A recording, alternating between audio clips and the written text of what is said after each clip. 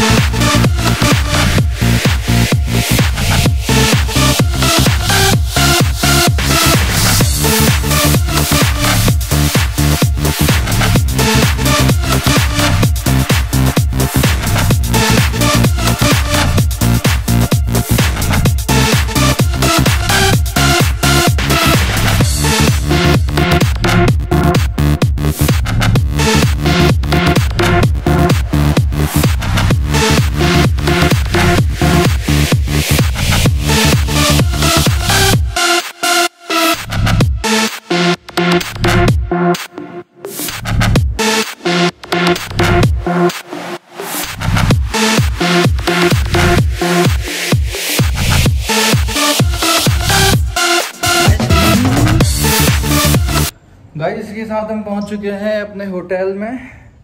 Hotel माल road से लगभग 6 kilometre अंदर है, पहाड़ों के पास है, इसलिए व्यू भी इतना ही सुंदर है। मैं आपको दिखा देता हूं बालकनी से। ये होटल है, जैसा कि आप देख सकते हैं नीचे ये सब हिमाचल की स्पेशलिटी है। हिमाचल की स्पेशलिटी में एप्पल और दूसरा आता है ब्लैक पाउडर, जो अभी तक हमें नहीं मिला है।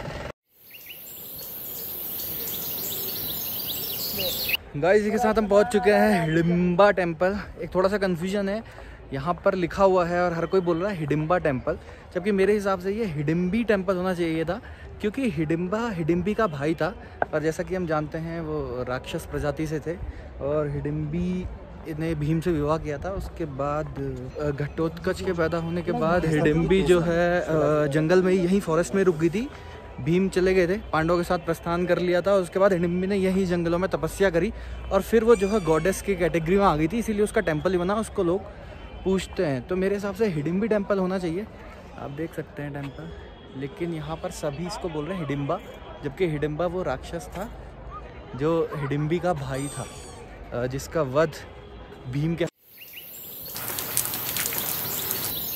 जैसा कि आप देख सकते हैं बहुत लंबी भीड़ में लगे हुए हैं हम, कम से कम हमें आधा घंटा हो चुका है लाइन में और अभी भी नंबर आने के कोई चांस नहीं है। नंबर अब मैंने सेल्फी स्टिक भी ले ली है ताकि हम दोनों अच्छी तरह से फ्रेम आपको ना सराउंडिंग व्यू बहुत अच्छे से दिखा सकता हूँ। पीछे आप हिडिंबा टेम्पल देख सकते हैं और हिडिंबा टेम्पल के सामने ये फॉरेस्ट है, ये आप देख सकते हैं, वन विहार है। हिडिंबा टेम्पल में हिडिंबी देवी के दर्शन के बाद हमें एक चीज़ और समझ में आ गई, माधव की बात याद आ गई। माधव बोलते थे कोई भी जन्म से श्रेष्ठ नहीं होता है। राक्षस प्रजाति में पैदा होने के बाद भी आज उनके दर्शन के लिए इतनी लंबी लाइन है, उनके चरणों के दर्शन के लिए उनके चरणों के दर्शन के लिए, वो सिर्फ इस वजह से क्योंकि उनके कर्म महान थे। तो गाइज कर्मों पे ध्यान दीजिए, जैसा कि मैंने बोला। इसका मतलब हमारे चैनल को लाइक करें, शेयर करें, सब्सक्राइब करें, कमेंट्स करें। गाइस हम पहुंच चुके हैं डूंगरी वन विहार के अंदर और यहाँ पर जैसा कि आप देख सकते हैं, जैसा मैंने आपको बोला था, आपको पूरा दिन चाहिए ये घूमने के लिए। काफ़ी पीसफुल लोकेशन है, स्पेशियस भी है। के साथ आप देख सकते हैं मनाली की जो स्पेशल ट्रेडिशनल और एथनिक वियर इनका होता है, जिसको लेके बहुत प्राउड फील करते हैं, वो ड्रेस हम आपको एक बार दिखाना चाहते हैं। ये देखिए मैडम, कैसा महसूस कर रहे हो आप ये पहन के? बहुत अच्छा, काफ़ी हल्का हल्का महसूस कर रहे हो आप। फूल क्यों लगाते हैं पीछे? ये तो हम लोग काम करते हैं इसमें। वैली ऑफ फ्लावर्स जैसा कि बोलते हैं यहाँ पे। गोबर लाते हैं इसमें। अच्छा, गोबर लाते हैं, घास लाते हैं इसमें। तो ये देखिए लकड़ी लाते हैं इसमें। अच्छा, तो ये देखिए गोबर वाली है, इसको ध्यान से देख लीजिए। इसने फूल वाली है।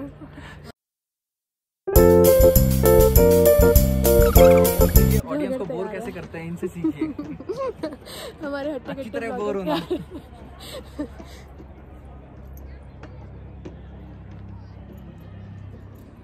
बस हो गया मेरा। मेरे को तो बड़ा जल्दी में डाल दिया। लड़की का ही होता है, नहीं आदमी तो बदमानुस जैसा ही लगता है ना। तो गाइस जैसा कि आप देख सकते हैं हमें काफ़ी सस्ते में निपटा दिया है आंटी जी ने, और मैडम को काफ़ी अच्छी तरह सुसज्जित करके यहाँ पर वो करा है। तो गाइस जैसा कि आप देख सकते हैं हम दोनों बन चुके हैं यहाँ पर बंदर और बंदरिया। हम दोनों, यही तो दिक्कत है बंदर। गाइस ये लोग अपने ट्रेडिशन और अपने कल्चर को लेके बहुत प्राउड फील करते हैं, और उसकी एक वजह है अभी तक आज भी इनका ये ट्रेडिशन, इनका एथनिक वियर जो है ये ज़िंदा है। कुछ ही जगह पर है। और जैसा कि मैंने आपको दिखाया था और मिलवाया भी था आंटी से, आंटी काफ़ी प्राउड फील कर रही थी ये बताते हुए, अपने कल्चर को डिस्क्राइब करते हुए। तो आप देख सकते हैं इनका कल्चर। हमारी और हिमाचल की ट्रेडिशन में काफ़ी कुछ सिमिलैरिटी है, जैसा कि आपने देखा आंटी जी ने भी वही कान के जो क्या बोलते हैं, कान के झुमके और नाक की नथुली तो नहीं पहनी है। नथुली पहनी नहीं थी, बट मैंने और किसी लेडीज़ को देखा था। तो इसका मतलब पहाड़ी ट्रेडिशन भाई टाइप का है, बहुत ज़्यादा सिमिलर है।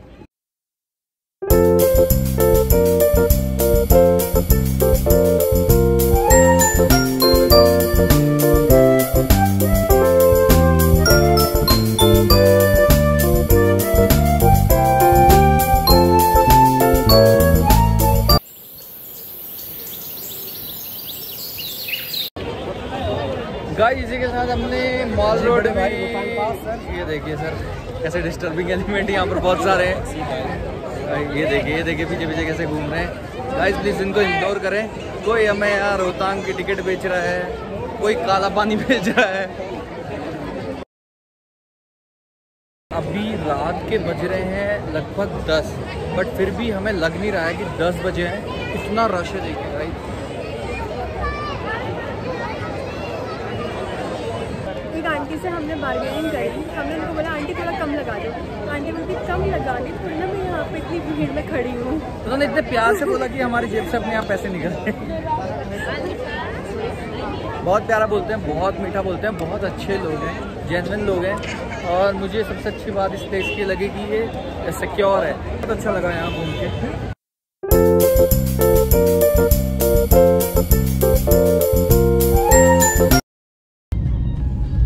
तो मित्रों इसी के साथ हम निकल गए हैं अब रोहतांग की तरफ। गुलाबा आने वाला है 3 किलोमीटर आगे, और हम जा रहे हैं रोहतांग। बड़ी मशक्क़त के बाद हमें फाइनली टैक्सी मिल गई है। और रोहतांग जैसे कि नाम से ही हम जानते हैं, रोहतांग बना है रू प्लस तांग, जिसका मतलब है पाइल ऑफ डेड बॉडीज। और ये नाम पड़ा था जितने भी लोग इन द 80s और 90s में रोहतांग को क्रॉस करने की कोशिश की थी और वो जिनकी डेथ हो गई थी, उसी की वजह से उसका नाम रोहतांग पड़ा है। आज देखिए वही वैली इतनी बड़ी टूरिज्म की आकर्षण बन चुका है जहाँ हम देखने जा रहे हैं। और अभी जो हमें जिनके गाइडेंस में हम ऊपर जा रहे हैं उनके बारे में हम आपको थोड़ा सा बताना चाहते हैं, उनसे मिलवाना चाहता हूँ। स्वभाव से वो हिमाचल के हैं, क्योंकि काफ़ी नरम दिल के हैं, काफ़ी नरम स्वभाव है। बोली में वो पंजाबी बोलते हैं, और यूनियन से भी शायद उनके कुछ ताल्लुकात हैं, कुछ समझ नहीं आ रहा है उनका, जैसे कि आप देख सकते हैं। तो सर मैं आपसे ये पूछना चाहता हूँ, भाई साहब मैंने नाम नहीं पूछा है। विपुल शर्मा। विपुल भाई हमारे, विपुल शर्मा जी हैं हमारे, पंडित जी हैं का यहाँ पर थोड़ा सा यूनियन का ऐसे तानाशाही टाइप का है, ऐसा कुछ आपको लगता है क्या? नहीं, ऐसे तानाशाही का कुछ नहीं है यहाँ पर। तो बाहर के जो लोग आते हैं काम करने के लिए यहाँ पर, उनका क्या रहता है कि अब बाहर से तो कमाने के लिए आए हो तो अपने मनमर्जी के रेट लेकर के चलते हैं। अब यूनियन के रेट के हिसाब से अगर आप चलोगे, जो चीज़ होगी वो आपको बहुत सही रहेगी, क्योंकि इसमें अगर आपको कुछ प्रॉब्लम भी होती है तो यूनियन आपके साथ हमेशा खड़ी है। उनके पास ना कोई यूनियन की एड्रेस होगी, ना कोई कुछ पर्ची होगी, ना ही उनके पास ऑथराइजेशन है। तो जैसा कि बताया कि यूनियन का जैसे दिखने में हमें लगता है कि तानाशाही है, बट उसके कई फायदे भी हैं। और अभी जो ये वैली को ये सुंदर मेंटेन कर रखा है, और यहाँ पर जो सेफ्टी और सिक्योरिटी की कल हमने बात की थी, वो सब ये यूनियन की वजह से ही मेंटेन है। तो इसी के साथ हम आपको थोड़ा सा व्यू दिखाते हैं।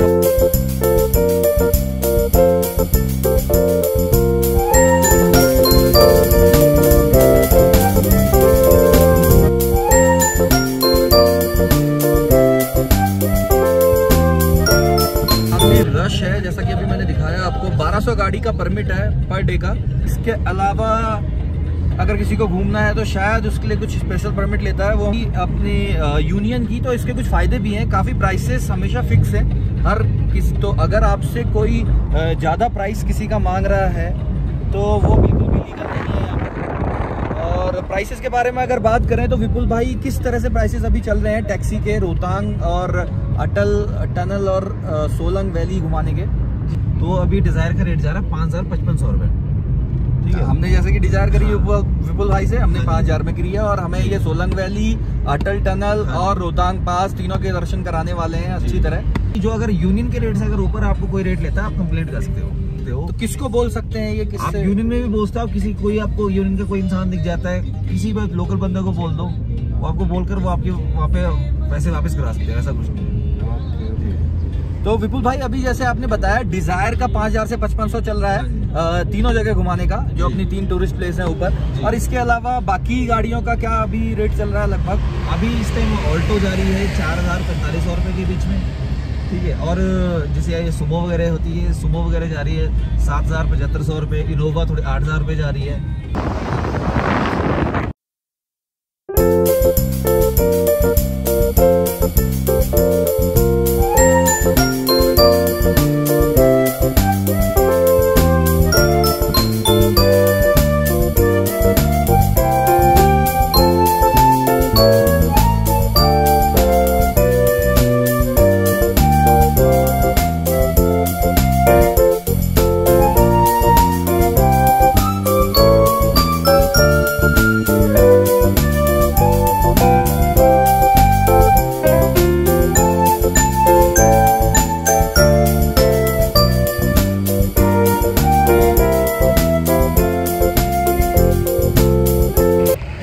दोस्तों हम यहाँ पहुँच चुके हैं मडी और यहाँ से हमारा रोहतांग पास है 17 किलोमीटर। कितना?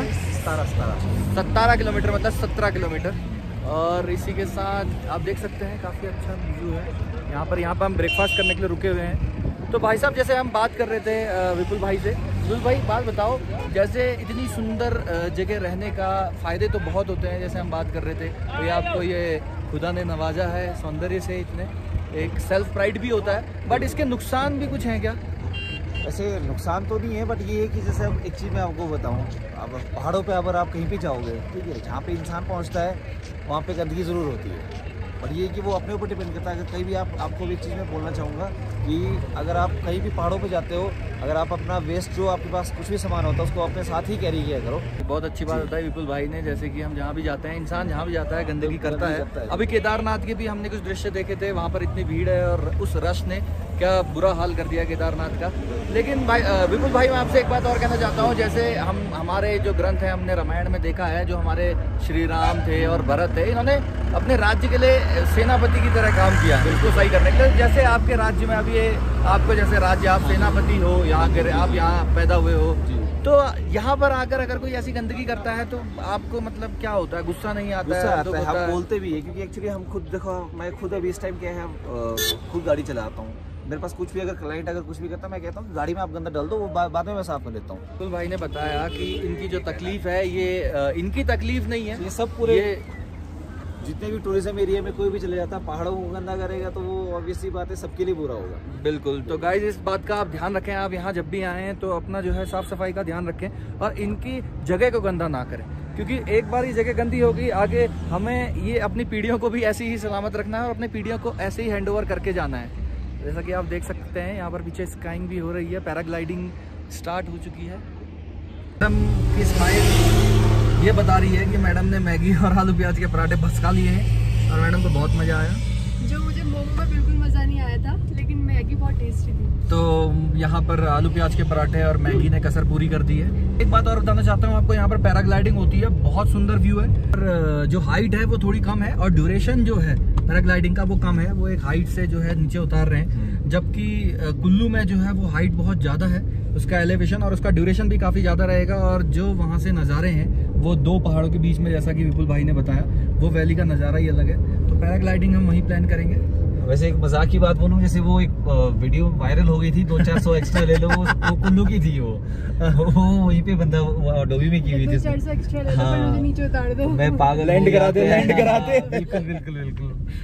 और आज डेट में वो बंदा सेलिब्रिटी बन चुका है। वो बंदा सेलिब्रिटी बन चुका है, वो बंदा रोडीज में आ रोडीज चुका में आ चुका है, है। हाँ, और उसके बाद भी उसे एक आध और शो जो है ऑफर हुए हैं। बिल्कुल बिल्कुल। तो बस गाइस इसी उम्मीद से बस इसी हम भी उम्मीद वहाँ जा रहे हैं। नहीं गाइस, मैं पहले कर चुका हूँ सापुतारा में, और मेरा एक्सपीरियंस ये बोलता है कि ऐसा कुछ नहीं होता है, क्योंकि मैंने, अब हो सकता है वो गाइड के ऊपर भी है, पता नहीं, ऐसा कहना नहीं चाहिए, बट मेरा गाइड इतना अच्छा था, हमने बहुत सक्सेसफुली लैंड किया, बहुत कंफर्टेबली स्मूथ लैंडिंग थी हमारी, हमें कोई प्रॉब्लम नहीं थी। और बाकी जो लैंड कराते हैं वो तो है ही है, वो तो फेमस है ही। तो विपुल भाई, ऐसा मतलब इतना ज्यादा ऐसा होता है क्या इसमें? इतना कॉन्शियस रहने की जरूरत है क्या पैराग्लाइडिंग करते वो हुए? एक्चुअली क्या है, जिसको अगर हाइट से प्रॉब्लम हो, वो नेचुरल सी बात है, उसको हो गई होगा वो। तो कुल मिला के वो फोबिया था हाइट का, जिसकी वजह से उनके साथ ये हुआ, और अच्छा ही है, वो फोबिया के कारण वो इतना फेमस हो गए, वो इतना फेमस हो गए।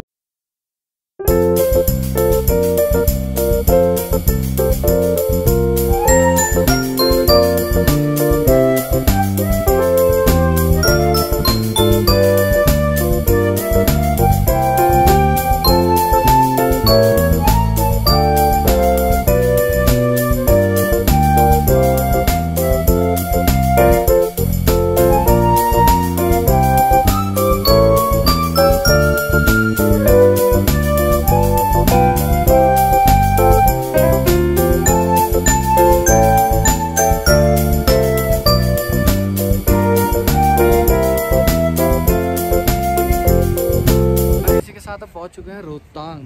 रोहतांग ऑक्सीजन थोड़ी तो कम है, काफ़ी सांस फूल रही है, जैसे कि आप देख सकते हैं। ठंडा भी है बट इतना नहीं है जितना एक्सपेक्टेड था, ठीक है, मतलब कानों में ठंडी हवा लग रही है,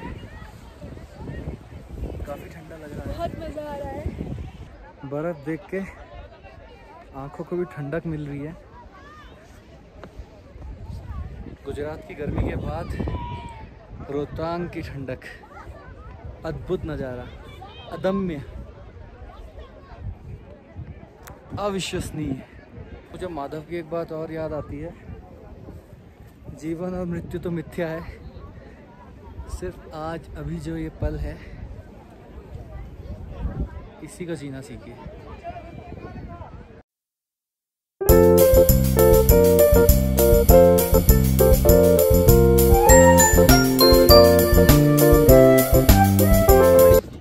हिमाचली जो भी आप कहें, देखिए,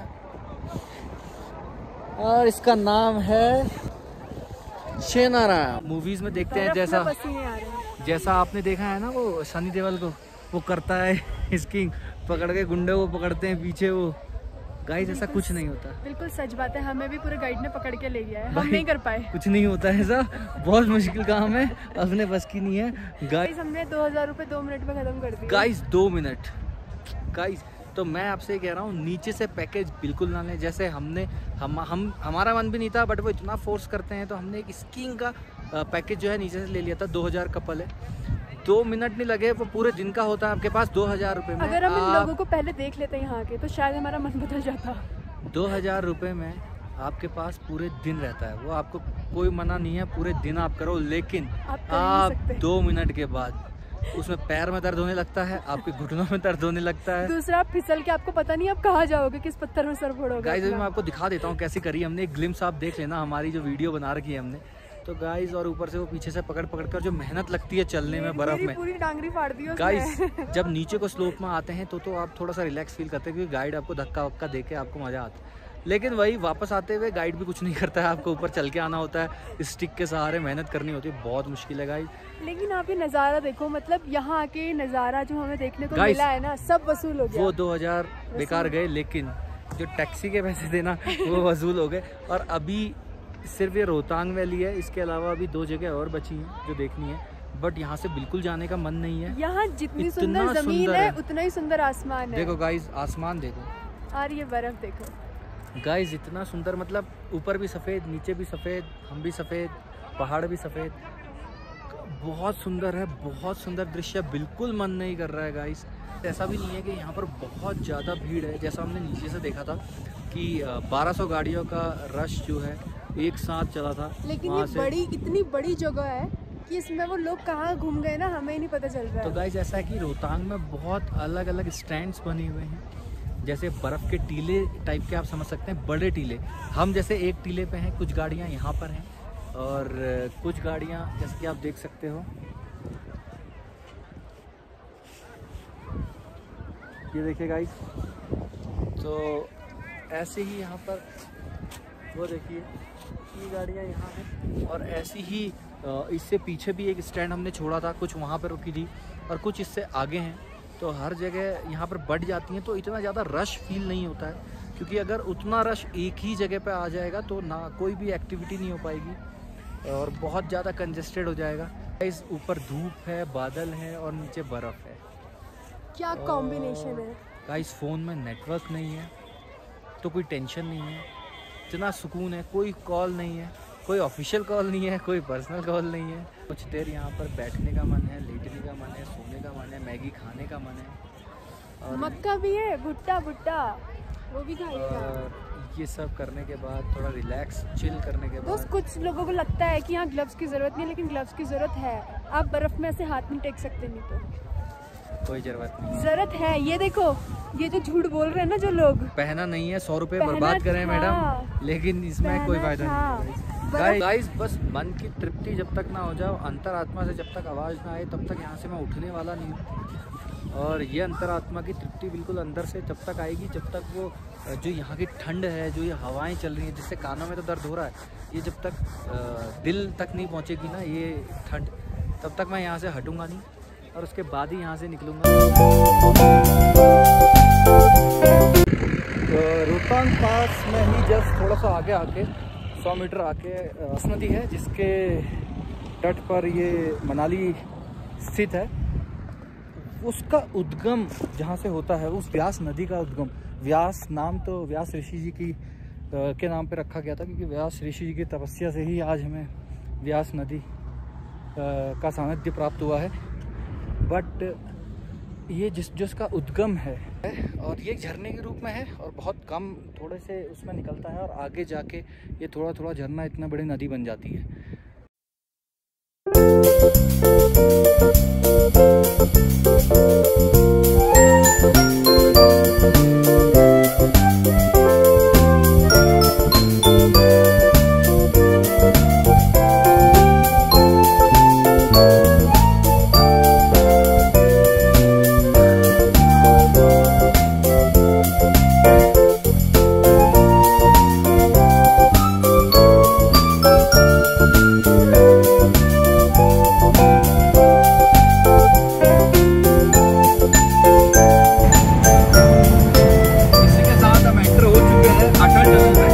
अटल टनल के बारे में आपको बताऊं, ये हमारे माननीय अटल बिहारी वाजपेयी जी ने इसका प्रपोजल दिया था।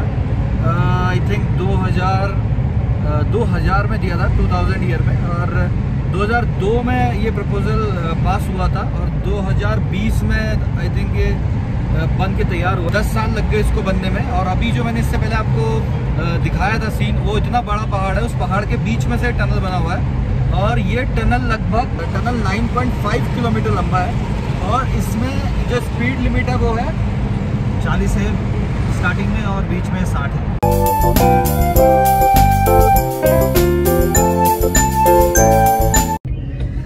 और इसी के साथ हम टनल से बाहर आ चुके हैं और 9.5 किलोमीटर की टनल की जो रिक्वायरमेंट थी वो बेसिकली आर्मी की नेसेसिटी पूरी करने के लिए मेन बेसिकली इसलिए बनाई गई थी। आर्मी का ऐसा होता है कि 6 महीने के लिए रोहतांग बंद हो जाता है तो आर्मी वाले वहीं फंस जाते थे, तो टनल की वजह से अब ये 12 महीने चालू रहेगा। सलाम है उन ऑपरेटर्स को, उन मजदूरों को, उन कारीगरों को जिन्होंने ये टनल बनाया, क्योंकि अभी हमें ये पता लगा कि इस टनल को बनाने में 10 साल लग गए और 10 साल में काफ़ी मैन लॉस हुआ। तो उन लोगों की बदौलत ही आज ये हो पाया है कि हमारी जो आर्मी है उनको ये प्रॉब्लम नहीं आती कि वो कहीं फंस जाए। 12 महीने वो कभी भी आना जाना हो सकता है। गाइस, टू वे रोपवे की खास बात होती है कि आपको एक तरफ से रोपवे तो आप चले जाते हो, बहुत मज़ा आता है। लेकिन उसके बाद दूसरी तरफ से आने के लिए आपको सीढ़ियाँ चढ़नी पड़ती हैं, इसमें बहुत थकान होती है। जिसका एलिवेशन 1500 मीटर है, 1500 फीट है।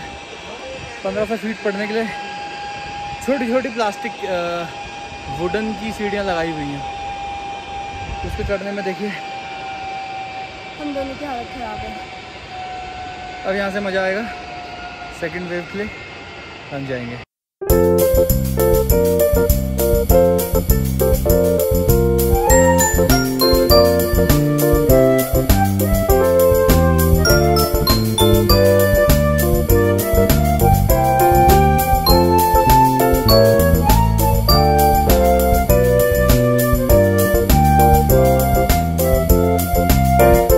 पूरा दिन एडवेंचरस रहा, बट अंत में अपनी कैब के शौक के साथ अब वापस होटल में जाके शौक मनाना चाहता हूँ और शौक में पार्टी करेंगे। और अंत में जो मेरी कैब का नुकसान हुआ उसकी वजह से गाइस बहुत बिटरे फील कर रहा हूँ।